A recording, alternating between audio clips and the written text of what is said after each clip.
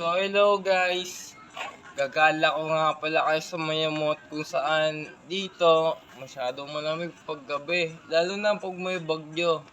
Pag ganito tol, kailangan nyo magdala ng pahing sa bag para pag umulan, para di rin kayo mabasa. So tara, dito sa Mayamot, ito A1 ang kilala ko ng sunflower.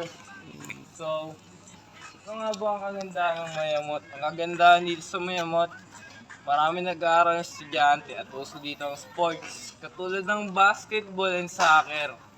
Dito mo matatagpuan ang mga player na matatangkad, katulad ko, just like me. So, itong Mayamot, akin talagang pinili kasi ito ang dahilan. Para sa akin, ang eskwelahan na to, mapayapang lugar at walang bahid na kasalanan. Yun. So, okay guys, papakita ko nga pala sa inyo yung kotse ko. So, kita nyo to guys. Ito yung kotse ko ngayon. Kung makikita mo ako sir, gusto ko sabihin sa inyo na ako isang simpleng rich kid. Pakita mo sapatos ko. Bagong bili at 300 million ang halaga niyan. So, bakit kayo magtataka kung bakit napakayabang ko? Tala.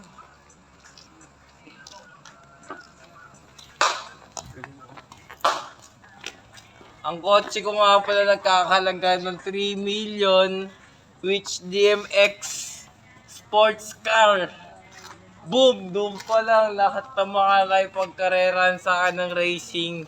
Magbili na kayo ng sapatos kasi di kayo uubra sa kotse ko na sobrang bilis.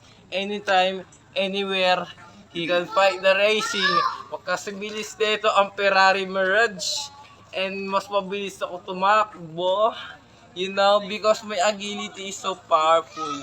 So, yung mga tropa natin dyan na empowerment. Pero, mamaya ako na sila papakita.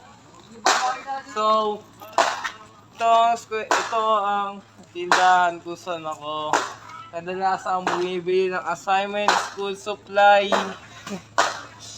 Itong tindahan na to guys, kung makikita nyo. Dito ako bumibili ng school supply.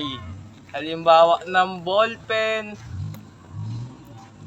at papel. Malayong-malaya ka dito sa Mayamot.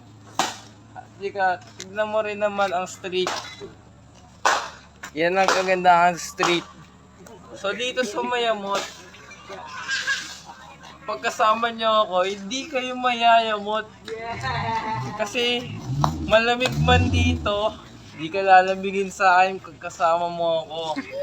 So, sa vlog natin ito, ang pinupunto ko dito kung paano kalamig dito. Okay, tol.